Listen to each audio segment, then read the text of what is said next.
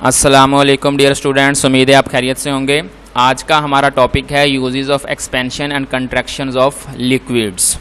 इसमें हम पहले पढ़ेंगे थर्मोमीटर्स को, यानी कि थर्मोमीटर्स क्या होता है। The expansion and contraction property of liquid is widely use in different techniques, यानी कि बड़े पैमाने पर बड़े स्केल पे इस्तेमाल की जाती है मुख्तलिफ टेक्निक्स में एक्सपेंशन और कंट्रैक्शन लिक्विड्स की जो प्रॉपर्टीज़ है। For example liquids like mercury and alcohol are used in thermometers, यानी कि जो मर्करी और अल्कोहल जो लिक्विड है वो थर्मोमीटर्स के अंदर इस्तेमाल किया जाता है।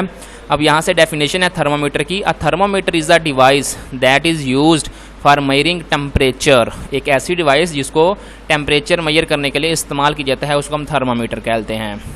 ये आगे डायग्राम में दिखाया भी हुआ है। When the bulb of the thermometer is touched with some hot object, यानी कि जो बल्ब सा बना हुआ है ये किसी भी गर्म चीज़ के साथ जब ये टच करता है, the liquid inside the narrow tube of the thermometer expand and rises up and the temperature of the hot objects can be read on the scale। अब अक्सर का तो आपने देखा होगा कि टेम्परेचर चेक करने के लिए बॉडी का जो बुखार है उसको चेक करने के लिए थर्मोमीटर को इस्तेमाल किया जाता है। तो ये जो बल्ब है जैसे ही किसी हॉट ऑब्जेक्ट के साथ टच होगा, जितना टेम्परेचर होगा, ये जो अंदर लिक्विड इस्तेमाल किया गया है मर्करी, ये ऊपर को बढ़ना शुरू हो जाएगा और जितना भी टेम्परेचर होगा वो स्केल के ऊपर रिकॉर्ड हो जाएगा। इसमें आपने ये वाली डेफिनेशन अच्छी तरीके से याद कर लेनी है। नेक्स्ट हमारा टॉपिक है पिकुलर बिहेवियर ऑफ वाटर, यानी कि पानी का पिकुलर बिहेवियर क्या है।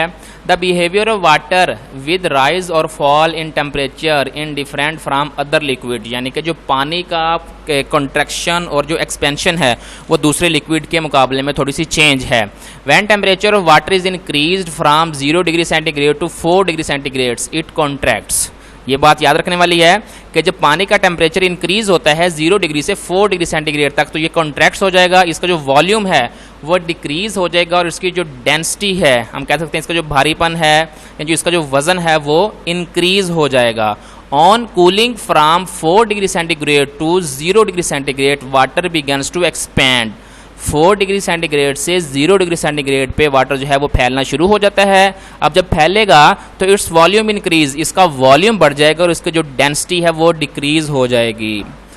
Eight 0 degree centigrade water freezes, 0 degree centigrade पे वाटर जो है वो फ्रीज हो जाता है, बर्फ जम जाती है।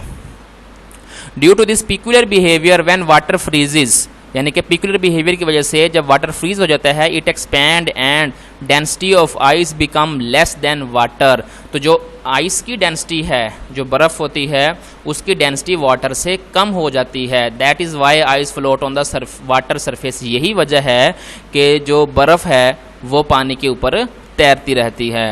In this way, aquatic life, fish etc. survives underneath frozen lakes and ponds। इसकी वजह से जो मछलियाँ वगैरह होती हैं वो पानी के नीचे ज़िंदा रह सकती हैं। इसमें देखें अब आमतौर पर हमारे पास एक इम्पोर्टेंट शॉर्ट क्वेश्चन आता है, why ice float on the water surface. हम इसका आंसर ये लिखेंगे, due to the peculiar behaviour when water freeze it expand and density of ice become less than water. यानी कि पिकुलर बिहेवियर की वजह से जब वाटर फ्रीज होगा तो आइस की जो डेंसिटी है वो वाटर से लेस हो जाएगी, इसी वजह से जो आइस है वो वाटर के ऊपर फ्लोट करती रहती है।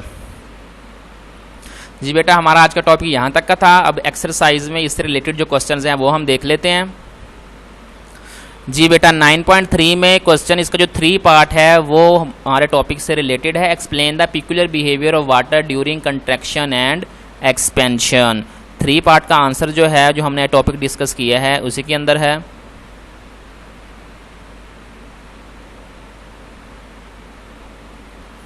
यहाँ से इसका आंसर स्टार्ट होगा, द बिहेवियर ऑफ वाटर से लेके at 0 degree centigrade water freezes. यहाँ तक हम इस क्वेश्चन को याद कर लेंगे।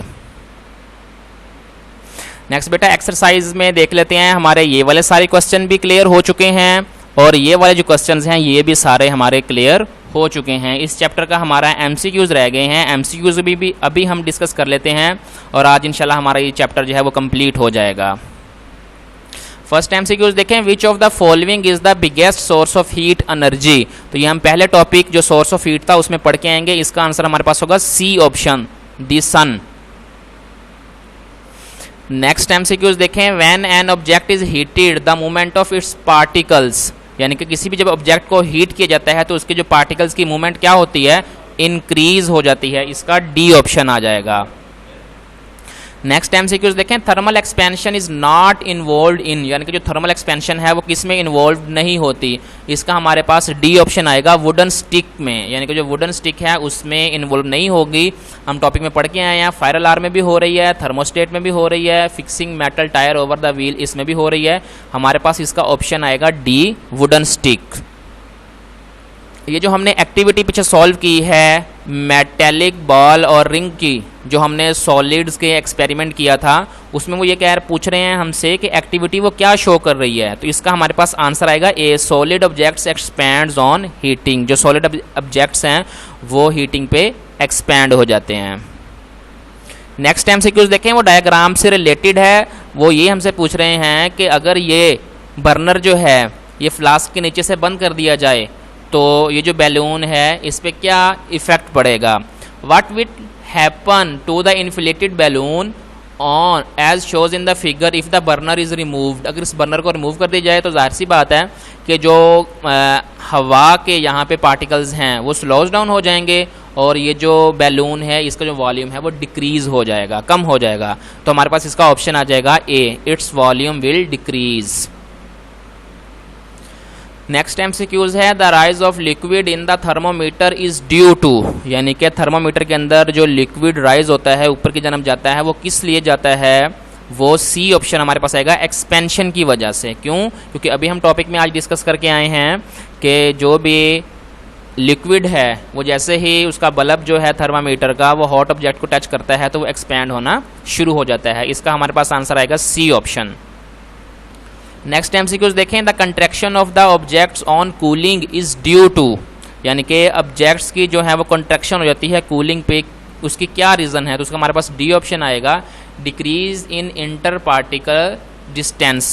जो इंटर पार्टिकल्स हैं चीज़ के अंदर, जो भी ऑब्जेक्ट्स है जो कूल हो रहा है उनके अंदर जो डिफरेंस है वो कम हो जाएगा और वो जो है ऑब्जेक्ट्स वो कूल होना शुरू हो जाएगी। इसके हमारे पास इसका डी ऑप्शन आएगा। नेक्स्ट एमसीक्यूज देखें, when ice melt and water reaches at 4 degree centigrade its density increases. इसका ए ऑप्शन आ जाएगा हमारे पास। नेक्स्ट एमसीक्यूज है, an empty steel container is sealed and heated, which of the following properties of the gas present in the container increase. यानी कि अगर हम एक सील कंटेनर लें और उसको हीटेड करना शुरू कर दें, यानी कि उसको बर्नर के ज़रिए गर्म करना शुरू कर दें, तो उसके अंदर कौन सी चीज़ है जो वो बढ़ जाएगी।